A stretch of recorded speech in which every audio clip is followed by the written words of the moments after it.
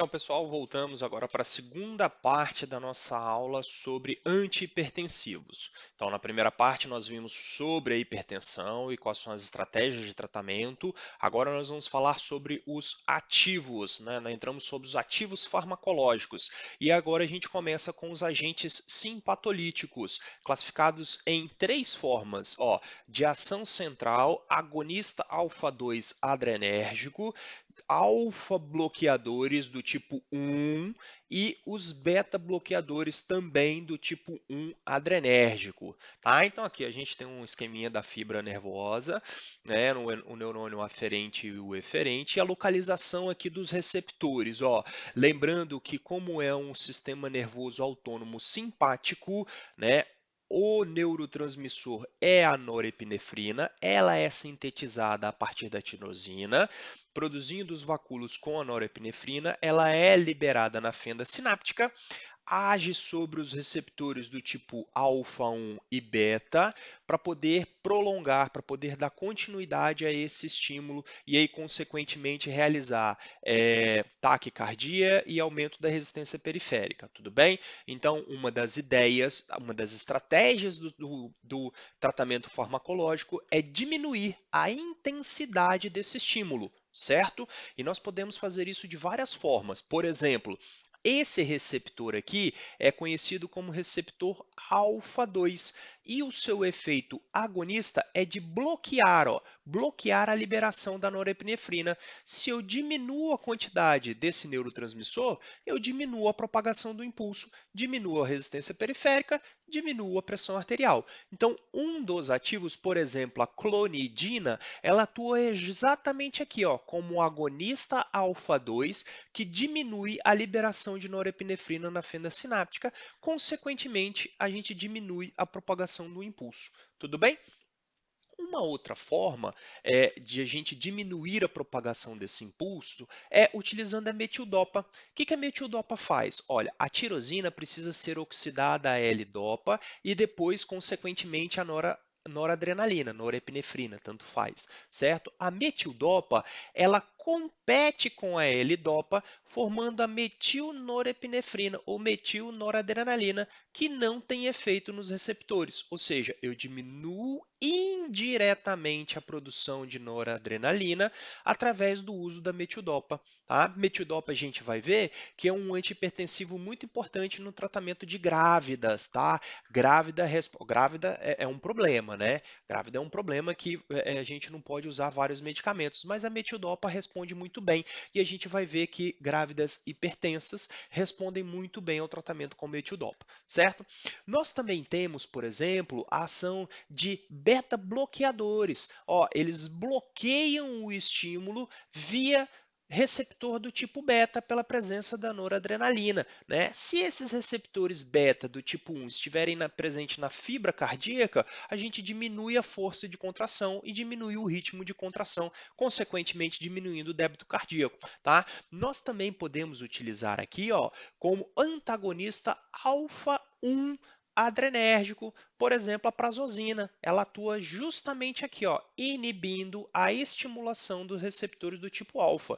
Nós também podemos ter ativos que fazem esses dois bloqueios mais efetivos, é óbvio, mas aí nós vamos ver pormenorizado cada um deles, tá? Olha a reserpina aqui que eu falei que ela já está em desuso. Ela bloqueia a liberação da noradrenalina. Isso causa diversos efeitos colaterais, tá? Mas a reserpina consegue fazer isso tanto no sistema nervoso central quanto no sistema nervoso periférico. Tudo bem? Lembrando então, gente, lembrando isso é muito importante. Todo ativo que atua em receptor, tá? Tem que ter uma cautela na introdução desse fármaco, eu falei na primeira parte do vídeo, tá? Por exemplo, a clonidina.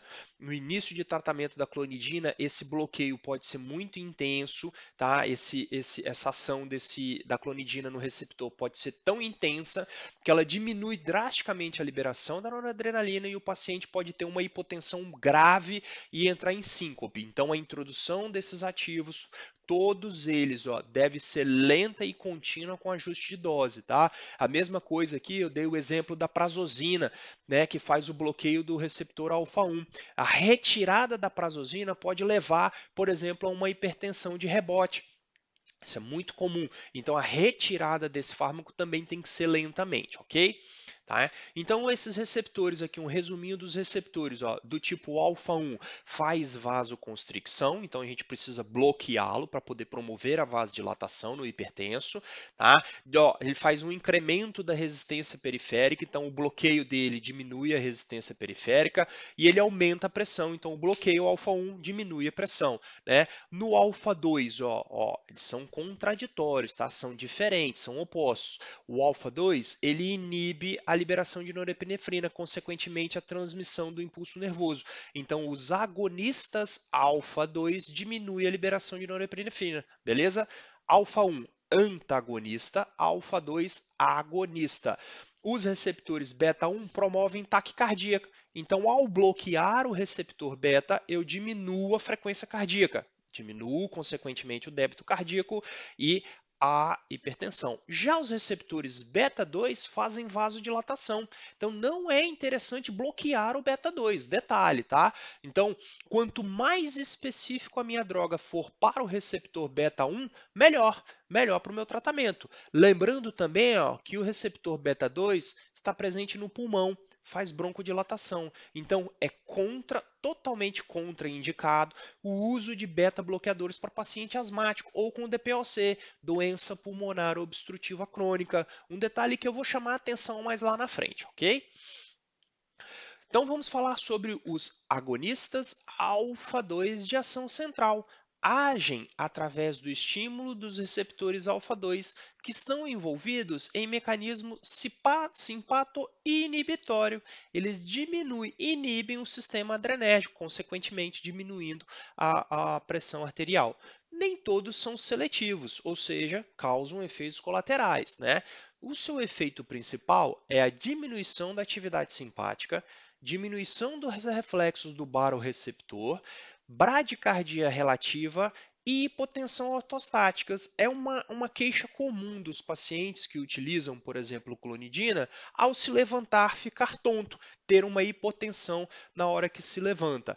Discreta diminuição da resistência periférica vascular, né, e no débito cardíaco. Redução dos níveis plasmáticos de renina e retenção de fluidos.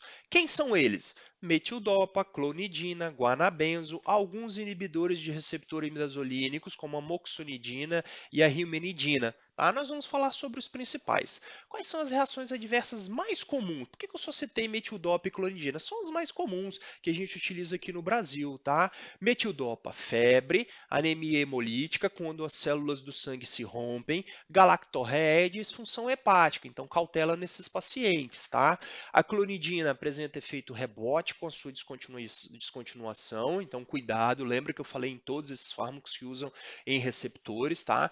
Perigoso em situações pré-operatórias, tá? Cautela então em pacientes que vão fazer cirurgia. Reações adversas mais comuns: boca seca, sonolência, setação, fadiga, hipotensão postural e impotência sexual. Quais são as interações medicamentosas mais comuns para essas classes? Podem potencializar os efeitos antipertensivos de outras drogas, perfeito? Monoterapia, se você for associar outras classes de antipertensivos, cuidado e cautela nas doses, porque você pode ter um efeito potencializado. Diuréticos e pré-anestésicos e anestésicos gerais utilizados em cirurgia, né? Cuidado também com o consumo de álcool. Depressores do sistema nervoso central, como os benzodiazepínicos, a dipirona sódica, o metamizol sódico, pode intensificar os efeitos depressores desses fármacos, tá? Cautela também nesse uso. Os anti-inflamatórios não esteroidais, em especial a indometacina, e aí nós vamos ver que a indometacina é contraindicado para pacientes que fazem uso de antipertensivos, tá? Ou outras drogas simpatomiméticas, podem reduzir os efeitos antihipertensivos, né? Por exemplo, como os agonistas beta-2 adrenérgicos, que são utilizados, por exemplo, em pacientes asmáticos, podem fazer uma interação medicamentosa, ok? Falando um pouquinho sobre os ativos, né, de uma maneira bem sintética, a clonidina que aqui no Brasil acabou de ser descontinuada, a gente não tem mais disponível, mas como era um fármaco muito antigo, tá? Já muito utilizado, a gente vai falar um pouquinho sobre ela. Tá? Então a clonidina, ó, a sua indicação principal é como antihipertensivo, né? Profilático na enxaqueca, adjuvante na terapia de dismenorreia, síndrome menopausal, síndrome de abstinência de opioides, tá? Muito utilizado nesses fatos também, além de antihipertensivo, né? A sua farmacocinética, ela é absorvida por via oral em torno de 30 minutos, tem uma biodisponibilidade em torno de 75%, meia vida de 12 horas, a sua biotransformação ela é tanto hepática e a sua eliminação é tanto renal quanto fecal, excretado no leite materno. As doses iniciam-se com 0,1 miligramas, ou é a dose da atensina, tá? Uma vez ao dia ao deitar, porque ao deitar para evitar, por exemplo, a hipotensão postural, podendo chegar até 0,8, certo? Mas no Brasil, recentemente, ela foi descontinuada pelo laboratório fabricante, certo? O guanabenzo, que também não é muito comum aqui no Brasil, tem um efeito antihipertensivo, apresenta forte ligação a proteínas plasmáticas com uma biodisponibilidade de 75%, meia-vida em torno de 7 a 10 horas, com extensa biotransformação hepática, cerca de 99%. A sua eliminação principal é a renal. As doses variam de 4 miligramas duas vezes ao dia, podendo ser aumentada até 32 miligramas, contraindicada em casos de hipersensibilidade, gravidez e lactação. Certo? Na gravidez, a gente vai utilizar a metildopa, tá? Ok, o remédio de referência, primeiro laboratório a trabalhar com a metildopa, é um antihipertensivo seguro para grávidas, ó. Usado via oral, com biodisponibilidade em torno de 50%. A meia-vida é bifásica, a forma alfa é eliminada rapidamente, enquanto que a beta, que é a forma ativa, é metabolizada em torno de 7 a 16 horas. A biotransformação é neuronal, extensa, produzindo a norfedrina, que é o metabólico ativo. Lembra? Ela entra para formar a norepinefrina, que vai ser descartada e não vai atuar na fenda sináptica. Apesar de ser excretado no leite materno e atravessar a barreira placentária, não provoca nenhum efeito significativo no feto ou no bebê. Ok? Eliminação renal. Então, é o fármaco de escolha antihipertensivo para mulheres grávidas. Outras classes têm que ser avaliado o risco-benefício. Uma classe que não deve ser utilizada por grávidas é os inibidores da ECA e os antagonistas específicos da angiotensina 2, ok? As doses inicias por 250 mg dia e tem que ser adaptado porque pode causar hipotensão postural, principalmente em mulheres grávidas, podendo chegar até 1 grama por dia. Tá? As apresentações são de 250 mg e de 500. Contraindicações: hipersensibilidade a metildopa, antecedentes de hepatite medicamentosa, doença hepática grave e estado depressivo grave, tá? Então a metildopa, ela é utilizada principalmente em mulheres grávidas, certo? A outra classe são os antagonistas alfa-1 de ação periférica, ó. Agem através do bloqueio seletivo dos receptores alfa-1 adrenérgicos pós-sináptico, que estão envolvidos no mecanismo simpatomimético, aumentando a resistência periférica dos vasos. Tá? Tem efeito, então, como antihipertensivo, leva à redução da resistência vascular periférica sem mudanças no débito cardíaco. O efeito hipotensor é discreto na monoterapia. Ó, nós temos os exemplos aqui. Ó. Reserpina praticamente não é mais utilizado.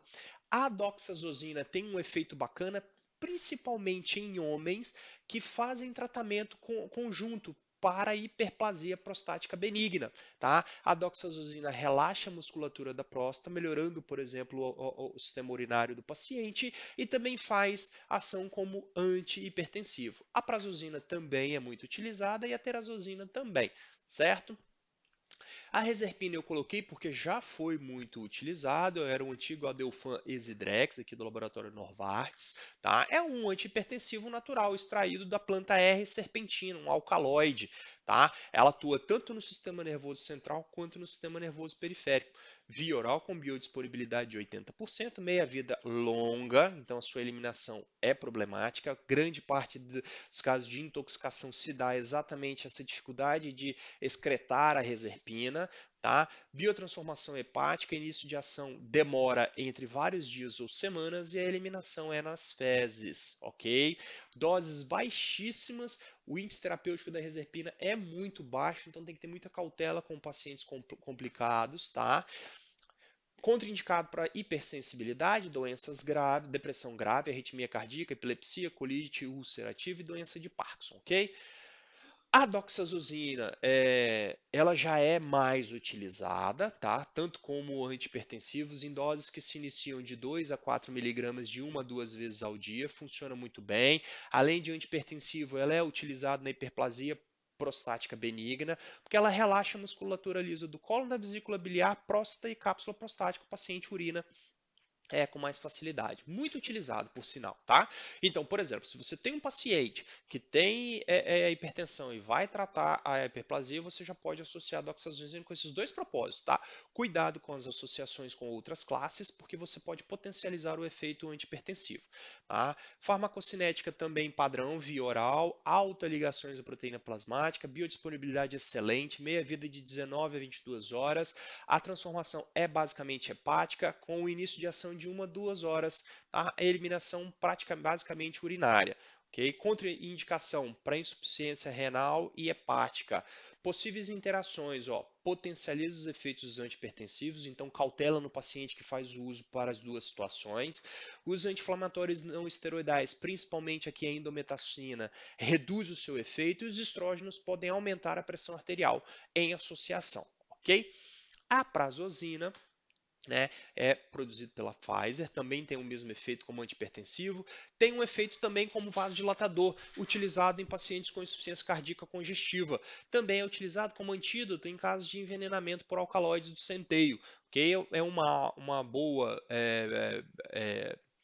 ligação a proteínas plasmáticas, biodisponibilidade também interessante, uma meia-vida curta, né? Isso faz com que o paciente precise tomar várias doses ao dia. A biotransformação é hepática e a eliminação é nas fezes, basicamente, tá? Doses de 1 miligrama ao dia, tá? Contraindicado para hipersensibilidade à prazosina, doença cardíaca grave, insuficiência hepática, renal, gravidez e lactação. Cuidado na hora de retirar a prazosina do paciente, pode dar efeito hipertensivo de rebote, ok? Os beta-bloqueadores ou os bloqueadores adrenérgicos, tá? São bloqueadores dos receptores do tipo beta-adrenérgico pós-sináptico presente nas células cardíacas do tipo 1. Então, quanto mais específico, melhor, né? Os beta-bloqueadores de primeira e de segunda geração são mais inespecíficos, então apresentam mais efeitos colaterais, enquanto os fármacos de terceira geração, como o nebivolol e o carvedilol, já apresentam efeitos vasodilatadores, eles são mais específicos, ok? Promovem diminuição inicial do débito cardíaco por diminuir a frequência e também eles têm o efeito de diminuir a secreção de renina.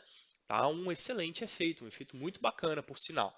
Tá? O propanolol, ele também é útil no tratamento de outros males, como tremor essencial, síndromes hipercinéticas, cefaleia de origem vascular, muito utilizado o propanolol para tratamento de enxaqueca e dor de cabeça, tá? E hipertensão portal. Temos vários exemplos, tá? O propanolol, atenolol, nebivolol, vários no mercado, cada um de um fabricante diferente, é óbvio.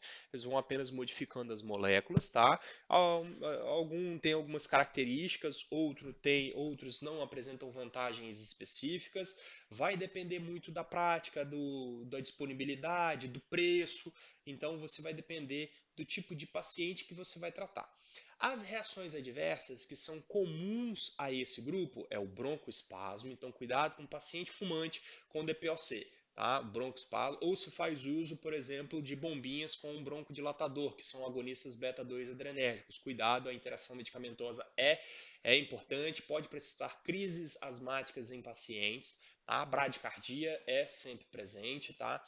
Distúrbio da condução atrioventricular. Essa bradicardia pode levar o paciente a ter dificuldade na hora de executar exercícios físicos, tá? É uma queixa comum, então ou faz o ajuste de dose ou troca essa medicação nesses pacientes, tá? Vasoconstricção periférica, insônia, pesadelos, depressão psíquica, astenia e a disfunção sexual em homens. Também é uma queixa comum dos pacientes, tá? Começou terapia com beta-bloqueador, o paciente veio se queixando, você tem duas alternativas só aqui, tá? Ou você entra, por exemplo, com uma outra classe, tá? Substitui a classe do bloqueador, ou você utiliza, por exemplo, um sildenafil, um tadalafil, né, que eles vão aumentar a vasodilatação através da ação direta no relaxamento da musculatura lisa, né, são inibidores da fosfolidiesterase do tipo 5, apresentam um efeito bacana. Você pode, tendo que manter o beta-bloqueador, você pode utilizar conjuntamente com esses fármacos, ok? Né, o sildenafil é uma alternativa. Advertência: os beta-bloqueadores de primeira e segunda geração são fortemente contraindicados a pacientes asmáticos com DPOC e bloqueio atrioventricular, certo? Atentem-se para esse detalhe. Podem induzir o surgimento de diabetes mellitus tipo 2 e hipertrigliceridemia. Então, cautela com os pacientes em síndrome metabólica, tá? Pode ser necessária a troca da classe dos fármacos, tá? O impacto no metabolismo da glicose é potencializado com a ação de diuréticos, principalmente os diuréticos de alça. Cuidado, então atentem-se para esse detalhe. Os beta-bloqueadores de terceira geração, né, como o nebivolol e o carvedilol, não apresentam impacto no metabolismo da glicose. Pode ser uma alternativa em pacientes diabéticos, certo? E o nebivolol é o que menor tem efeito como na disfunção sexual. Alguns detalhes que a gente chama a atenção, né, para essas classes, certo? E em relação à seletividade, às vezes eu preciso de um mais beta seletivo. Ó, cardioseletivos antagonista beta-1, metoprolol, atenolol, bisoprolol, nebivolol, esses são os mais beta-1 seletivos, são os que dão menos efeitos colaterais. Tá? Os não seletivos, como o propanolol e o nadolol, eles têm um pouco mais de efeitos colaterais. Às vezes, o bloqueio beta-1 e beta-2, por exemplo, no paciente que não é asmático, é interessante, por exemplo, no tratamento de cefaleias, de enxaqueca. Vai depender exatamente de qual propósito que você vai usar. Às vezes eu preciso bloquear os dois, né? Então propanolol é a opção, né? Ou o carvedilol, que faz o bloqueio tanto do alfa-1 quanto do beta específico, né? Enfim, vai depender da clínica do paciente. Então, falando um pouquinho sobre os mais importantes, não vou citar todos, porque não tem nem necessidade. Eu vou falar um pouco sobre os principais. Nós temos aqui o propanolol, é um medicamento distribuído pelo Sistema Único de Saúde gratuitamente para a população. É um beta-bloqueador não específico bacana, né? Tem um efeito antipertensivo legal, controle da frequência cardíaca, faz profilaxia para enxaqueca, é o adjuvante no tratamento de ansiedade, menopausa, ele é multifuncional. Muito, muito, muito, muito, muito barato. Paciente que não consegue gratuitamente no sistema, pode comprar, custa muito, muito barato. O custo-benefício dele é super legal. Utilizado via oral, apresenta uma alta ligação à proteína plasmática, principalmente a albumina, uma biodisponibilidade baixa, né, apesar da dose, né, 40 mg ser elevada, meia-vida em torno de 2 a 3 horas, o paciente normalmente faz uso ele de 1 a 2 vezes ao dia, a biotransformação é hepática, produzindo metabólitos ativos, então o início de ação pode demorar de 1 a 2 horas, e a sua eliminação é renal. As doses podem variar de 10 a 80 miligramas, contraindicações as já citadas para a classe. O atenolol chama atenção para ele porque é um antipertensivo já cardioseletivo de longa ação, beta-bloqueador do tipo 1, dose dependente, pode vir de 25 a 100 miligramas de 1 a 2 vezes ao dia. Esse é um tipo clássico que você aumentando a dose, você diminui a hipertensão. Dose dependente. Apresenta baixa ligação à proteína plasmática, biodisponibilidade também baixa, meia-vida de 6 a 7 horas, a biotransformação hepática é pequena e a eliminação é urinária, praticamente inalterado, porque ele é uma molécula relativamente polar. Tá? O metoprolol chama a atenção dele por ele ser também cardioseletivo de alta duração, de longa ação. É um pouco caro relacionado ao atenolol e o propanolol, também de dose dependente, muito utilizado no tratamento de enxaqueca e adjuvante na ansiedade.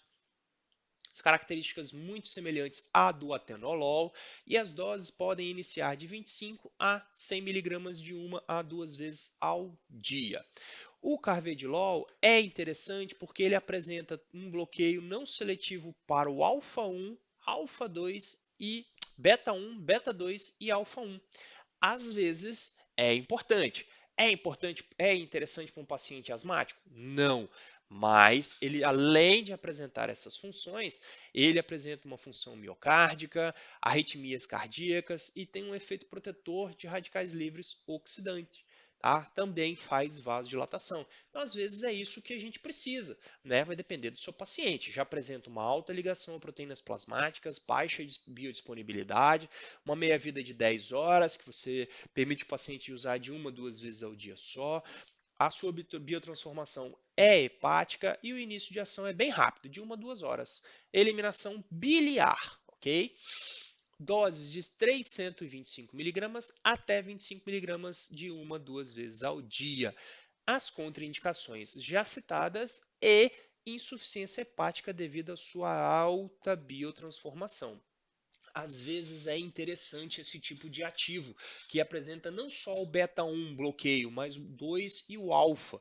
Às vezes a gente precisa disso, uma vasodilatação associada a uma bradicardia, certo? O nebivolol, para mim, é um dos mais específicos, com o mínimo de efeito colateral possível, tá? Ele é seletivo beta-1, sua ação na resistência das vias aéreas superiores é mínima, então na necessidade, pode ser utilizado um paciente com DPLC, tá? Ele tem um efeito bacana, além de ser vasodilatador e diminuir também a resistência vascular periférica.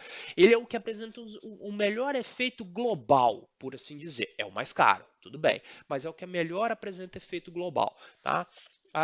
A farmacocinética também semelhante, ó, ligação à proteína plasmática, uma excelente biodisponibilidade, meia-vida longa, a dose é 1 vez ao dia só, de 2,5 miligramas a 5 miligramas ao dia, né? As contraindicações são as mesmas. Atenção a paciente que apresenta uma pressão arterial sistólica abaixo de 90, tem que suspender o uso, tá? Se o paciente começar a ter hipotensão, gravidez e lactação também, ele não é recomendado. Tudo bem? Então nós encerramos agora a. Não, vamos continuar aqui com os vasodilatadores, né? Nós vamos continuar para depois abordar só os inibidores da ECA. Então vamos lá.